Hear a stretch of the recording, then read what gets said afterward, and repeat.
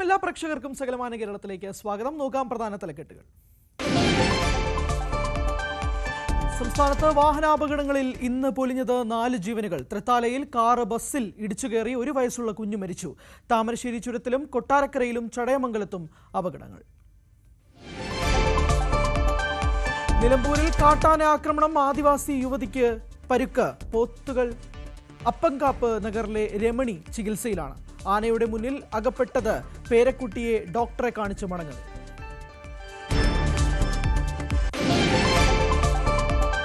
കൊല്ലം കടക്കലിൽ പാല് തൊണ്ടയിൽ കുടുങ്ങി 2 മാസം പ്രായമുള്ള കുഞ്ഞു മരിച്ചു. ജീവൻ നഷ്ടമായത് പാങ്ങലുക്കാട് സജിൻ റിനി ദമ്പതികളുടെ മകൾ. സംഭവത്തിൽ അസ്വാഭാവിക മരണത്തിന് കേസെടുത്ത പോലീസ്.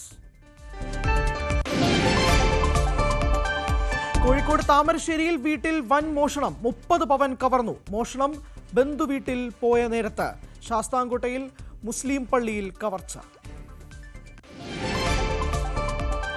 സംസ്ഥാനത്തെ 28 വാർഡുകളിൽ നാളെ ഉപതെരഞ്ഞെടുപ്പ്. ഒരുക്കങ്ങൾ പൂർണ്ണമെന്ന് തെരഞ്ഞെടുപ്പ് കമ്മീഷൻ. വോട്ടെടുപ്പ് രാവിലെ 7 മുതൽ വൈകിട്ട് 6 വരെ. പ്രതീക്ഷയിൽ മുന്നണികൾ. വാർത്തകൾ വിശദമായി നോക്കാം. സംസ്ഥാനത്ത് ഇന്നലെ രാത്രിയും ഇന്നുമുണ്ടായ വാഹനാപകടങ്ങളിൽ 4 മരണങ്ങൾ. തൃത്താലയിൽ ബസ്സും കാറും കൂട്ടിയിടിച്ച് 1 വയസ്സുള്ള കുഞ്ഞ് മരിച്ചു. താമരശ്ശേരി ചുരത്തിലും കൊട്ടാരക്കരയിലും ചടയമംഗലത്തുമായിരുന്നു ജീവനെടുത്ത മറ്റപകടങ്ങൾ.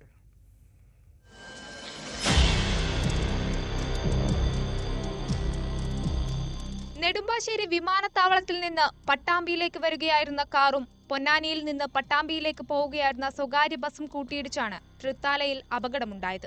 അപകടത്തിൽ 1 വയസ്സുള്ള ഹൈഫാൻ എന്ന കുഞ്ഞു മരിച്ചു. കാറിൽ ഉണ്ടായിരുന്ന 6 പേർക്കും പരിക്കേറ്റു. ഇവരെ കുന്നംകുളത്തെ സ്വകാര്യ ആശുപത്രിയിൽ പ്രവേശിപ്പിച്ചു. വയനാട്ടിലേക്കുള്ള വിനോദയാത്രക്കിടെ താമരശ്ശേരി ചുരത്തിൽ കാൽ തെന്നി കൊക്കയിലേക്ക് വീണാണ് കോടഞ്ഞൂർ സ്വദേശി അമലിന്റെ മരണം. ചുരം 9-ാം വളവിന് സമീപം വാഹനം നിർത്തി റോഡരികിൽ നിൽക്കുമ്പോഴാണ് അബദ്ധത്തിൽ കാൽ തെന്നി അമൽ കൊക്കയിലേക്ക് വീണത്.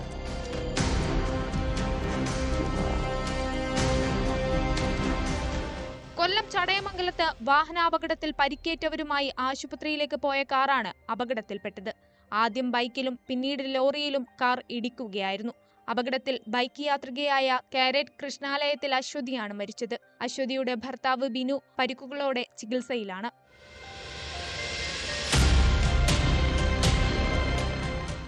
കൊട്ടാരക്കര പുനലൂരിൽ വിവാഹ പാർട്ടി കഴിഞ്ഞ് മടങ്ങിവരവേ ഉണ്ടായ അപകടത്തിലാണ് മയ്യനാട് സ്വദേശി കാർലോസിന്റെ മരണം. കാർലോസ് സഞ്ചരിച്ചിരുന്ന ബുള്ളറ്റ് നിയന്ത്രണം വിട്ട് ഇലക്ട്രിക് പോസ്റ്റിൽ ഇടിക്കുകയായിരുന്നു. ഒപ്പമുണ്ടായിരുന്ന സഹോദരന്റെ മകൻ ജാനിസ് ജോൺസന് പരിക്കേറ്റു. വിവിധ ബ്യൂറോകൾക്കൊപ്പം ന്യൂസ് ഡെസ്ക് ന്യൂസ് 18. കൊല്ലത്ത് ആൽമരത്തിന്റെ കൊമ്പൊടിഞ്ഞ് സ്കൂട്ടർ യാത്രക്കാരന്റെ മുകളിൽ വീണു. നിസ്സാര പരിക്കുകളോടെ യാത്രികൻ രക്ഷപ്പെട്ടു. കൊല്ലം ദേശീയപാതയിൽ കല്ലുംതാഴം ജംഗ്ഷനിൽ വർഷങ്ങൾ പഴക്കമുള്ള മരത്തിന്റെ കൊമ്പാണ് ഒടിഞ്ഞു വീണത്.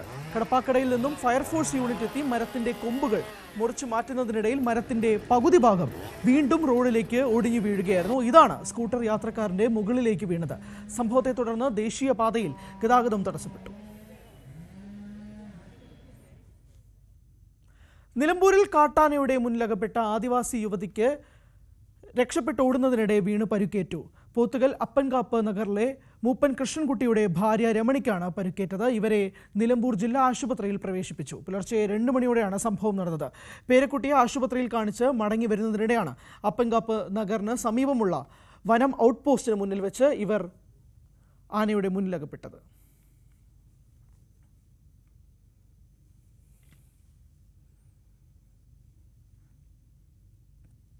കോഴിക്കോട് കാരശ്ശേരിയിൽ വൻ മോഷണം, 30 പവനോളം സ്വർണമാണ് മോഷണം പോയത്. കുമരനല്ലൂർ കൂടങ്ങരമുക്കിൽ വീട്ടുകാർ ബന്ധുവീട്ടിൽ പോയ സമയത്തായിരുന്നു സംഭവം നടന്നത്. വീടിന്റെ ഓടിളക്കി അകത്തു കടന്നാണ് 30 പവനോളം സ്വർണം കള്ളൻ കൈക്കലാക്കിയത്. കാരശ്ശേരി കുമാരനെല്ലൂർ കൂടങ്ങരമുക്കിലെ ഷെറീനയുടെ വീട്ടിൽ ഇന്നലെ രാത്രി 10 മണിയോടെയായിരുന്നു സംഭവം. അലമാരക്കിടയിൽ പെട്ടികളിലായി സൂക്ഷിച്ചിരുന്ന ഷെറീനയുടെ മകളുടെ സ്വർണ്ണാഭരണങ്ങളാണ് നഷ്ടമായത്. 20 ലക്ഷത്തോളം രൂപയുടെ സ്വർണ്ണാഭരണങ്ങളാണ് മോഷണം പോയതെന്നും കുടുംബം പറഞ്ഞു. ബന്ധുവീട്ടിൽ നിന്നും മടങ്ങിയെത്തിയ കുടുംബം വീട്ടിലെ വാതിൽ അകത്തുനിന്ന് പൂട്ടിയത് ശ്രദ്ധയിൽപ്പെട്ടതോടെ നടത്തിയ പരിശോധനയിലാണ് മോഷണ വിവരം അറിഞ്ഞത്. ഉടനെ മുക്കം പോലീസിൽ വിവരം അറിയിക്കുകയായിരുന്നു. Thamarassery DYSP Susheer, Mukkam inspector S Anshad എന്നിവർ സ്ഥലത്തെത്തി പരിശോധന നടത്തി. ഡോഗ് സ്ക്വാഡും വിരലടയാള വിദഗ്ധരും വീട്ടിൽ പരിശോധന നടത്തി. സ്ഥലത്തെക്കുറിച്ചും വീട്ടുകാരെക്കുറിച്ചും നല്ല ധാരണയുള്ള ആളാവാം മോഷണത്തിന് പിന്നിലെന്നാണ് അന്വേഷണ സംഘം പറയുന്നത്. ന്യൂസ് 18 കോഴിക്കോട്. കൊല്ലം ശാസ്താംകോട്ടയിൽ മുസ്ലിം പള്ളിയിൽ മോഷണം. കാരാളിമുക്ക് ജമാഅത്ത് പള്ളിയിൽ ജമാഅത്ത് അസിസ്റ്റന്റ് ഇമാം സൂക്ഷിച്ചിരുന്ന 20,000-ഓളം രൂപയാണ് മോഷണം പോയത്. 11-ാം തീയതിയാണ് മോഷണം നടന്നത്. CCTV ദൃശ്യങ്ങൾ പരിശോധിച്ചത് ശാസ്താംകോട്ട പോലീസ് കേസെടുത്ത് അന്വേഷണം ആരംഭിച്ചു.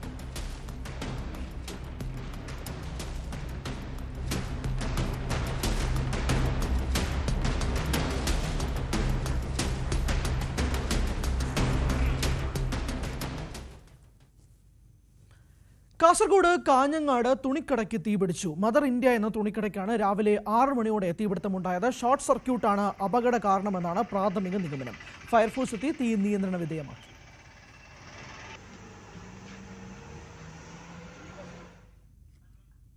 തദ്ദേശ തെരഞ്ഞെടുപ്പിന്റെ സെമി ഫൈനൽ എന്ന് വിശേഷിപ്പിക്കപ്പെടുന്ന ഉപതെരഞ്ഞെടുപ്പ് നാളെ. സംസ്ഥാനത്തെ 28 തദ്ദേശ വാർഡുകളിലേക്ക് നടക്കുന്ന ഉപതെരഞ്ഞെടുപ്പിന്റെ ഒരുക്കങ്ങൾ എല്ലാം പൂർത്തിയായതായി മുഖ്യ തെരഞ്ഞെടുപ്പ് കമ്മീഷണർ അറിയിച്ചു.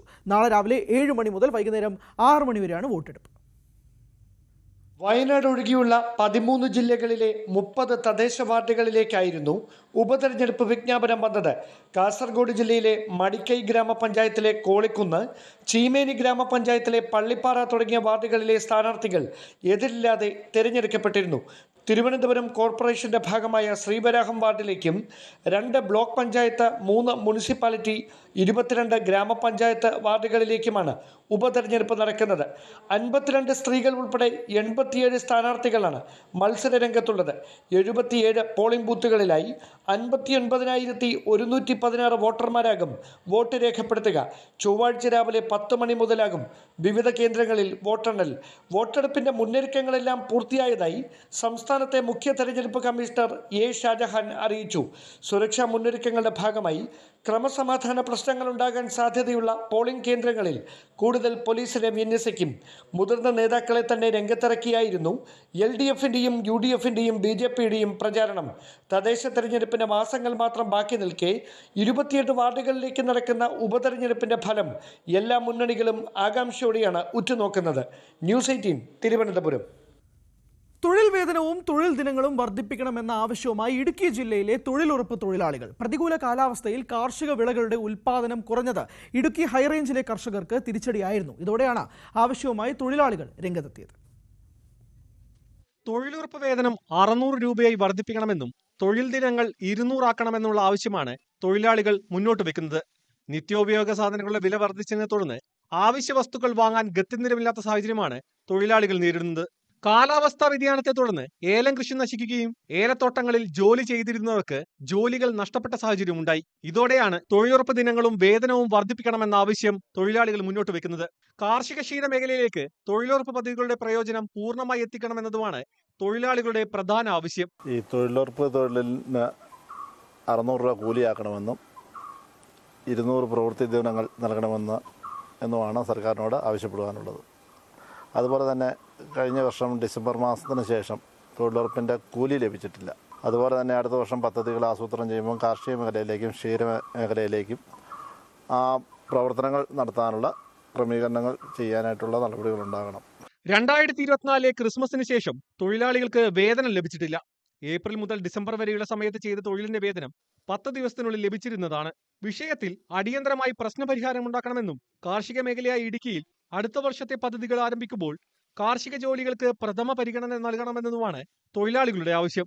ന്യൂസ് 18 ഇടുക്കി.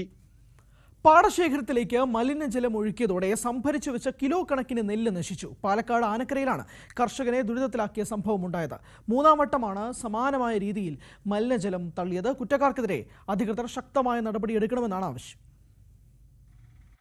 ആനക്കരയിൽ സംഭരണത്തിനായി പാടശേഖരത്തിൽ കൂട്ടിയിട്ട നെല്ലുകൂനയിലേക്കാണ് മലിനജലം ഒഴുകിയത്. കർഷകൻ കൃഷ്ണൻ പാട്ടത്തിനെടുത്ത കൃഷിയിടത്തിലെ വിളവെടുത്ത നെല്ലാണ് നശിച്ചത്. 3-ാം വട്ടമാണ് സമാനമായ രീതിയിൽ മലിനജലം തള്ളിയത്. ഒഴുക്കിവിട്ട രീതിയിലുള്ള അടയാളങ്ങൾ പാടത്തും പാതയോരത്തുമായിട്ടുണ്ട്. ദിവസങ്ങൾക്ക് മുമ്പ് കൊയ്ത ശേഷം പാടത്തിട്ട് ഉണക്കിയ നെല്ല് ടാർപോളിൻ ഷീറ്റിട്ട് മൂടിവെച്ചതായിരുന്നു. കർഷകൻ കൃഷ്ണൻ രാവിലെ പാടശേഖരത്തിലെത്തിയപ്പോഴാണ് സംഭരിച്ച നെല്ലിൽ വെള്ളം നിറഞ്ഞ നിലയിൽ കാണുന്നത്. ദുർഗന്ധം ഉണ്ടായിരുന്നതായും കർഷകൻ പറഞ്ഞു. വന്യമൃഗങ്ങളിൽ നിന്നും ഇത് സംരക്ഷിച്ച് കൊണ്ടുവന്നിട്ട് 2 മണി നമ്മൾ കൊയ്ത് കൊണ്ടുവന്നിട്ട് ഇവിടെ കൂട്ടിക്കഴിഞ്ഞാൽ അതിൽ സാമൂഹ്യ ദ്രോഹികൾ ചെയ്യുന്ന പണിയാണ് ഈ കാണുന്നത്. എനിക്ക് ഇത്രയും നഷ്ടം പറ്റ അത് കൊണ്ടുവന്ന് ഒഴിച്ചുള്ള സ്ഥലങ്ങൾ കണ്ടാൽ അറിയാം. ഇപ്പം ഈ കാണുന്ന സ്ഥലം പറഞ്ഞു കഴിഞ്ഞാൽ അവിടെ കൊണ്ടുവന്ന് അവർ ഒഴിച്ചിട്ടുള്ള സ്ഥലമാണ് ആ കാണുന്നത്. ഇത്രയും സ്ഥലങ്ങളൊക്കെ ഇതാക്കി ഇത്രയും എൻ്റെ നെല്ല് നശിച്ചിരിക്കും. പാട്ടത്തിനെടുത്ത 9 ഏക്കറിൽ വിളവെടുത്ത നെല്ലാണ് സപ്ലൈകോയ്ക്ക് കൈമാറാനായി പാടശേഖരത്തിൽ സൂക്ഷിച്ചിരുന്നത്. മലിനജലം കയറിയതോടെ വിലയിൽ വലിയ കുറവുണ്ടാകുമെന്നും വലിയ സാമ്പത്തിക നഷ്ടമാണ് സംഭവിച്ചതെന്നും കർഷകൻ പറഞ്ഞു. സമാനമായ രീതിയിൽ ഇതേ സ്ഥലത്ത് 3ാം തവണയാണ് സാമൂഹ്യ വിരുദ്ധർ മലിനജലം ഒഴുക്കിയിരിക്കുന്നത്. തൃത്താല മേഖലകളിൽ ആളൊഴിഞ്ഞ പ്രദേശങ്ങളിൽ കക്കൂസ് മാലിന്യം തള്ളുന്നുണ്ടെന്ന പരാതിയും വ്യാപകമാണ്. വിഷയത്തിൽ കുറ്റക്കാർക്കെതിരെ ശക്തമായ നിയമ നടപടി സ്വീകരിക്കണമെന്നാണ് ആവശ്യം. ന്യൂസ് 18 പാലക്കാട്. തണ്ണിമത്തൻ കൃഷിയിൽ 100 മേനിയുമായി തിരുവനന്തപുരം അരുവിക്കരയിലെ യുവ കർഷകൻ. കാട് കയറിക്കിടന്ന സ്ഥലം കൃഷിയോഗ്യമാക്കിയായിരുന്നു സുധീഷിന്റെ പരീക്ഷണം. വർഷങ്ങളായി തരിശുകിടന്ന 30 സെന്റ് സ്ഥലം കാട് പിടിച്ച് ഇഴജന്തുക്കൾ പെരുകിയതോടെയാണ് സ്ഥലം വൃത്തിയാക്കി കൃഷി ചെയ്താലോ എന്ന ചിന്ത സുധീഷിനുണ്ടായത്. ഉടമയുമായി ബന്ധപ്പെട്ട് സ്ഥലം പാട്ടത്തിനെടുത്തു. സഹായം തേടി പഞ്ചായത്തിനെയും കൃഷിഭവനെയും സമീപിച്ചു. ഇവരുടെ സഹകരണത്തോടെ ഭൂമി വൃത്തിയാക്കി വിത്തുപാകി. കിരൺ ഇനമാണ് കൃഷി ചെയ്തത്. പ്ലംബറായ സുധീഷ് ജോലിക്ക് പോകുമ്പോൾ ഭാര്യയും മകനും ചേർന്ന് കൃഷി പരിപാലിക്കും. 70 ദിവസം കൊണ്ട് തണ്ണിമത്തൻ വിളവെടുക്കാൻ പാകമായി. പ്രിസിഷൻ ഫാമിംഗ് എന്ന രീതിയിലാണ് കൃഷി ചെയ്യുന്നത്. അതായത് കൃത്യത കൃഷി. ഓരോ ചെടിക്കും വേണ്ട വളവും വെള്ളവും ഓരോ ചെടിക്കും അതിൻ്റെ മൂട്ടിൽ കൃത്യമായിട്ട് എത്തിക്കുന്ന ഒരു രീതിയാണ് ഈ പ്രിസിഷൻ ഫാമിങ്. നമ്മൾ ഇതിൻ്റെ ഇലകളൊക്കെ കാണുമ്പോൾ അറിയാം എല്ലാം മഞ്ഞളിച്ചിരുന്നിട്ടുണ്ട്. ഞാനിവിടെ ഫംഗിസൈഡോ കെമിക്കൽ പെസ്റ്റിസൈഡുകളോ ഒന്നും ഉപയോഗിച്ചിട്ടില്ല. അതുകൊണ്ട് തന്നെ വിളവ് ഇപ്പോൾ ഇതിൻ്റെ വളരെ കുറച്ച് മിനിമം വിളവേ കിട്ടിയിട്ടുള്ളൂ. ഇതെല്ലാം ഉപയോഗിച്ചിരുന്നെങ്കിൽ ഈ വിളവ് ഏകദേശം ഇതിൻ്റെ ഇരട്ടി കിട്ടുമായിരുന്നു. ഇരട്ടിയല്ല, അതിൽ കൂടുതൽ കിട്ടുമായിരുന്നു. അതൊന്നും ചെയ്തിട്ടില്ല. എന്നാലും ഒരു നഷ്ടമില്ലാത്ത രീതി നമുക്ക് കൃഷി ചെയ്യാൻ പറ്റുന്ന ഒരു ഇതാണ് ഈ തണ്ണിമത്തന്. ഓരോ ചെടിയിലേക്കും വെള്ളമെത്താൻ പാകത്തിനായി പ്രിസിഷൻ ഫാമിംഗ് രീതിയാണ് നടപ്പാക്കിയത്. വരും വർഷം കൃഷി കൂടുതൽ ഇടങ്ങളിലേക്ക് വ്യാപിപ്പിക്കാൻ ശ്രമിക്കുമെന്ന് കൃഷി ഓഫീസർ പ്രശാന്ത്. കൃഷിഭവന്റെയും ഗ്രാമപഞ്ചായത്തിന്റെയും സഹകരണത്തോടെ ആണ് ഈ പദ്ധതി നടപ്പിലാക്കിയത്. നമ്മുടെ ചെറിയ ഗ്രാമത്തിലും ഇങ്ങനൊരു തണ്ണിമത്തങ്ങ കിട്ടുമെന്ന് നമുക്ക് ഇപ്പോഴാണ് മനസ്സിലാക്കാൻ സാധിച്ചത്. എന്തുകൊണ്ടാണ് ഇതിൽ അഭിമാനമാണ്. വരും വർഷങ്ങളിൽ പഞ്ചായത്തിന്റെ മുഴുവൻ ഭാഗങ്ങളിലും തണ്ണിമത്തങ്ങ കൃഷി വ്യാപിപ്പിക്കാൻ ഉദ്ദേശിക്കുന്നുണ്ട്. 3000-ഓളം തണ്ണിമത്തനാണ് വിളവെടുത്തത്. നാട്ടുകാരും തണ്ണിമത്തൻ വാങ്ങാനെത്തി. വിളവെടുത്ത തണ്ണിമത്തൻ മണിക്കൂറുകൾക്കകം വിറ്റു തീർന്നു. അരുവിക്കര പഞ്ചായത്ത് പ്രസിഡന്റ് ആർ കല വിളവെടുപ്പ് ഉദ്ഘാടനം ചെയ്തു. ന്യൂസ് 18 അരുവിക്കര. മയക്കുവെടിയേറ്റ അതിരപ്പള്ളിയിലെ കൊമ്പനെ ചേർത്ത് പിടിച്ച ഏഴാറ്റുമുറം ഗണപതിയുടെ ദൃശ്യങ്ങൾ നമുക്ക് ആർക്കും മറക്കാനാവില്ല. ആ സൗഹൃദ കാഴ്ച പുനർജനിക്കുകയാണ്. സഹജീവി സ്നേഹം മനസ്സിനെ ആഴത്തിൽ സ്പർശിച്ച ദൃശ്യം ശില്പരൂപത്തിൽ കൊത്തിമെരുക്കിയിരിക്കുകയാണ് തൃശ്ശൂരിലെ നികേഷ് എന്ന കലാകാരൻ.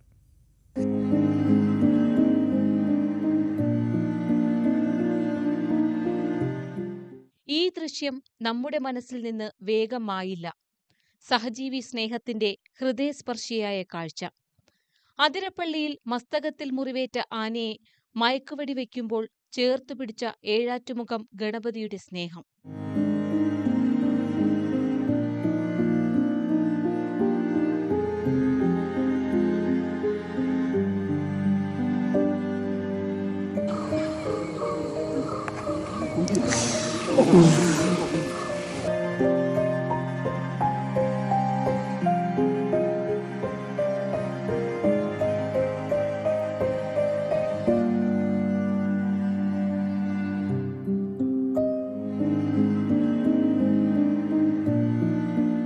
എന്നാൽ ഈ കാഴ്ച ശില്പരൂപത്തിൽ ഒരുക്കിയിരിക്കുകയാണ് തൃശൂരിലെ ഒരു കലാകാരൻ.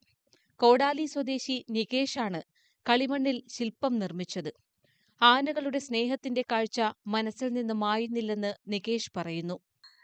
ആനനെ മയക്കുവെടി വെച്ച് ചികിത്സയ്ക്കായിട്ട് കൊണ്ടുപോകാനുള്ളൊരു ശ്രമം നടന്നിരുന്നു. അപ്പോൾ അതിൻ്റെ ഭാഗമായിട്ട് ഒരു വീഡിയോ നമ്മൾ കാണാനിടയായിട്ടുണ്ട്.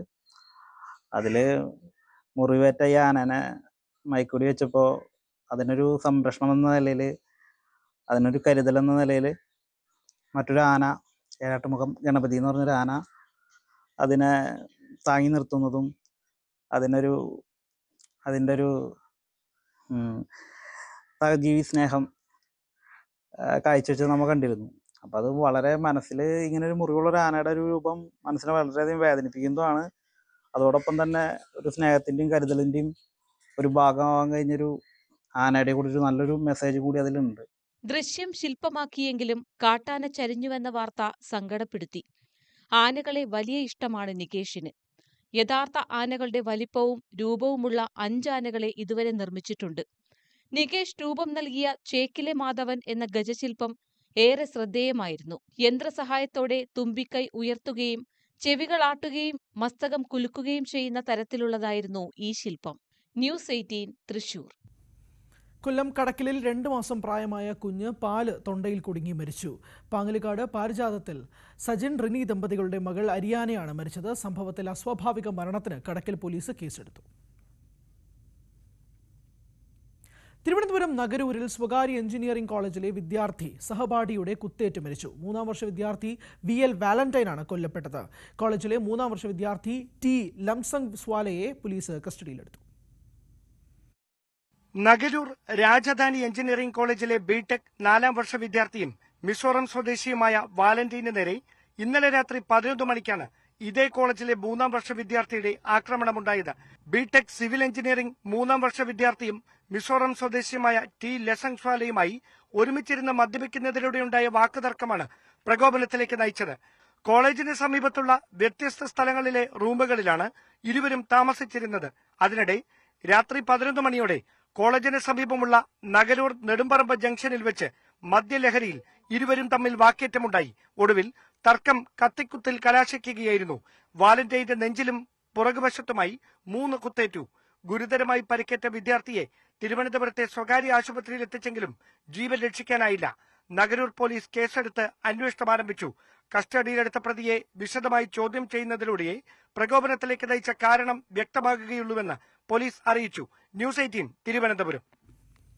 Kakkanad GST additional commissioner Manish വിജയിയുടെയും കുടുംബത്തിന്റെയും മരണം തൂങ്ങി മരണമാണെന്ന പോസ്റ്റ്മോർട്ടം റിപ്പോർട്ട് പുറത്തുവരുമ്പോഴും ദുരൂഹതകൾ ബാക്കി നിൽക്കുകയാണ്.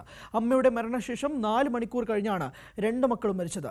ആന്തരികാവയവങ്ങളുടെ രാസപരിശോധനാ ഫലം കൂടി കാത്തിരിക്കുകയാണ് പോലീസ്. തൂങ്ങി മരിച്ച അമ്മയുടെ മൃതദേഹം കുരുക്കഴിച്ച് താഴെ കിടത്തി അന്ത്യകർമ്മങ്ങൾ ചെയ്ത ശേഷം 2 മക്കളും തൂങ്ങി മരിക്കുകയായിരുന്നുവെന്നാണ് പോലീസിന്റെ പ്രാഥമിക അനുമാനം. സഹോദരി ശാലിനിക്ക് തൂങ്ങാനുള്ള കുരുക്കിട്ട ശേഷം അതേ മാതൃകയിൽ മനീഷും കുരുക്കിട്ട തൂങ്ങുകയായിരുന്നു. കടുത്ത പ്രമേഹ രോഗിയായിരുന്ന അമ്മ ശകുന്തളയ്ക്ക് അതിൻ്റെ അവശതകളുണ്ടായിരുന്നതായി വിദേശത്തു നിന്നും കഴിഞ്ഞ ദിവസം എത്തിയ മകൾ പ്രിയ വിജയ് പോലീസിന് മൊഴി നൽകിയിട്ടുണ്ട്. എന്നാൽ എന്തിന് കൂട്ട ആത്മഹത്യ ചെയ്തു എന്ന കാര്യത്തിൽ വ്യക്തത വരുത്താൻ കഴിഞ്ഞിട്ടില്ല. പരീക്ഷാക്രമക്കേട് സംബന്ധിച്ച കാര്യത്തിലുള്ള CBI അന്വേഷണം ആത്മഹത്യയ്ക്ക് കാരണമായെന്ന നിഗമനത്തോട് മകൾ പ്രിയ യോജിക്കുന്നുമില്ല. അതേസമയം പരീക്ഷാക്രമക്കേടിലല്ല CBI അന്വേഷണം നടക്കുന്നതെന്ന വിവരവും പോലീസിന് ലഭിച്ചിട്ടുണ്ട്. ശാലിനി വിദ്യാഭ്യാസ വകുപ്പിൽ ജോലി ചെയ്യുമ്പോൾ സ്കൂൾ അനുവദിച്ചതിൽ ക്രമക്കേട് നടന്നുവെന്ന പരാതിയിൽ ഇവർ പ്രതിയാണ്. ഈ കേസിൽ CBI ഫെബ്രുവരി 15-ന് ചോദ്യം ചെയ്യാൻ നോട്ടീസ് അയച്ചിരുന്നതായും സ്ഥിരീകരിച്ചിട്ടുണ്ട്. ശാലിനി വിവാഹമോചിതയാണ്. ആത്മഹത്യയുടെ യഥാർത്ഥ കാരണങ്ങൾ പോലീസ് അന്വേഷിച്ചു വരികയാണ്. കേസ് സംബന്ധിച്ച CBIയിൽ നിന്ന് വിശദാംശങ്ങൾ തേടുന്നുണ്ട്. സഹോദരി പ്രിയയെ വീണ്ടും മൊഴിയെടുക്കാൻ വിളിപ്പിക്കും. ന്യൂസ് 18 കൊച്ചി. പ്രയാഗ്രാജിൽ കുംഭമേളയിൽ സ്നാനം ചെയ്യുന്ന കൊച്ചുമിടുക്കന്റെ കാഴ്ചകൾ കൗതുകമായി. 8 മാസം മാത്രം പ്രായമുള്ള യുഗ് യുവൈനാണ് തീർത്ഥസ്നാനം നടത്തിയത്. ത്രിവേണിയിലെ കൊടിയ തണുപ്പൊന്നും യുഗ്യുവന് പ്രശ്നമായില്ല. അച്ഛന്റെ ചാരത്തിരുന്ന് ഗംഗയിൽ മുങ്ങിയപ്പോൾ തണുപ്പെല്ലാം ഭക്തി അലിയിച്ചു കളഞ്ഞു. അങ്ങനെ മഹാകുംഭമേളയുടെ ഭാഗമായി ഈ 8 മാസക്കാരൻ.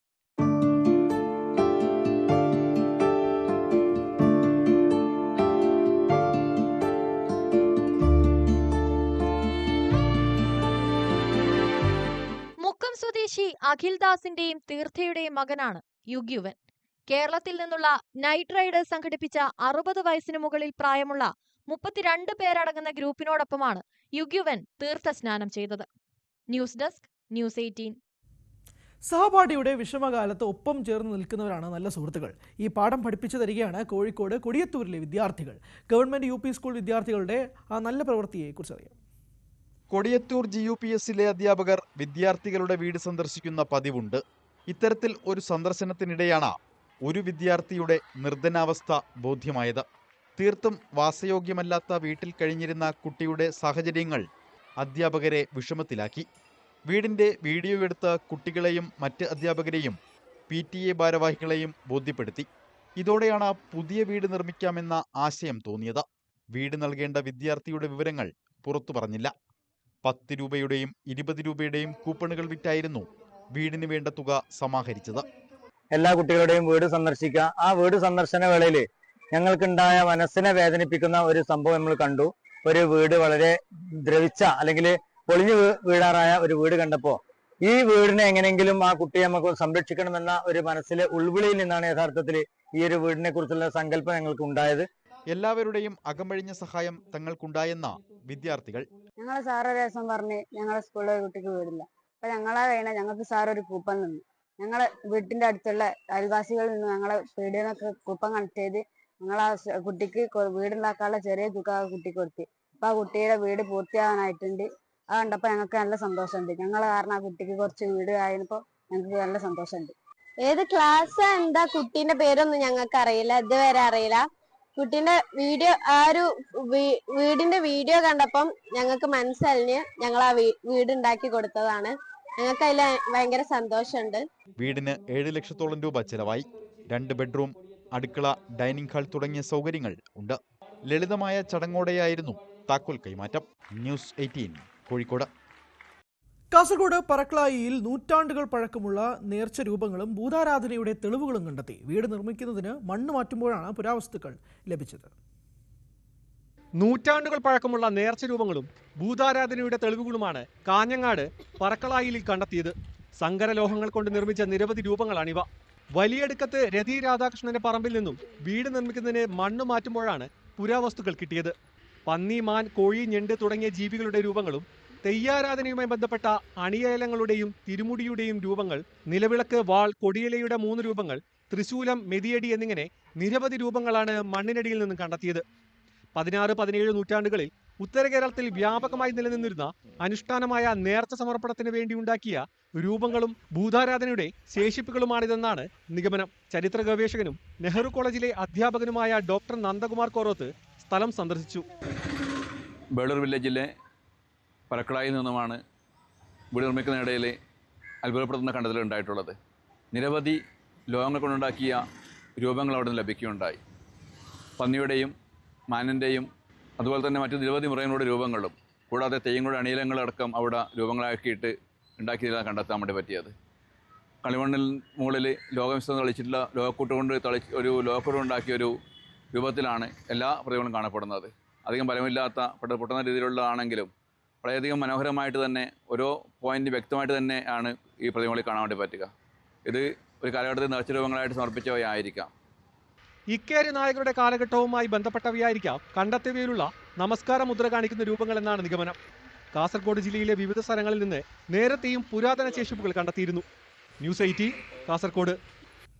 ഇപ്പോൾ വന്നിരിക്കുന്ന ഏറ്റവും പുതിയ വാർത്തയിലേക്കാണ്. ദമ്പതികളെ ആന ചവിട്ടിക്കൊന്നു എന്നുള്ള ഒരു വാർത്തയിലേക്കാണ് നമ്മൾ പോകുന്നത്. കണ്ണൂർ ആറളം ഫാമിൽ ദമ്പതികളെയാണ് കാട്ടാന ചവിട്ടിക്കൊന്നത്. ആന കശുവണ്ടി ശേഖരിക്കുന്നതിനിടെയാണ് ആക്രമിച്ചത്. മരിച്ചത് 13-ാം ബ്ലോക്കിലെ വെള്ളി, ഭാര്യ ലീല എന്നിവരെയാണ്. വിവരങ്ങളുമായി TG സജിത്ത് ചേരുകയാണ്. സജിത്ത്, ദാരുണമായ വാർത്ത, എന്താണ് സംഭവിച്ചത്?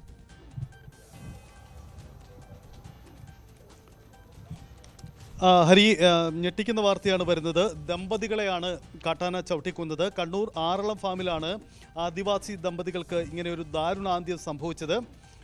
13-ാം ബ്ലോക്കിലെ വെള്ളി, ഭാര്യ ലീല ഇവരെ ആണ് ആന ചവിട്ടിക്കൊന്നത്. ആന ആക്രമിച്ചത് ഇവരെ കശുവണ്ടി ശേഖരിക്കുന്നതിനിടയിലാണ് ആനയുടെ ആക്രമണം ഉണ്ടായതെന്നാണ് മനസ്സിലാവുന്നത്. കഴിഞ്ഞ കുറേ ദിവസങ്ങളായി കാട്ടാന ആക്രമണം സംസ്ഥാനത്തിൻ്റെ പല ഭാഗങ്ങളിൽ നിന്നായി റിപ്പോർട്ട് ചെയ്യുന്നു. അതിൽ ഏറ്റവും ഒടുവിലത്തെ സംഭവമാണ് ആറളം ഫാമിലെ ഈ സംഭവം. ദാരുണമായ സംഭവമാണ് ഉണ്ടായിരിക്കുന്നത്. ആദിവാസി ദമ്പതികളെയാണ് കാട്ടാനയുടെ ആക്രമണത്തിൽ കൊല്ലപ്പെടുന്നത്. 13-ാം ബ്ലോക്കിലെ വെള്ളി, ഭാര്യ ലീല എന്നിവരാണ് മരിച്ചത്.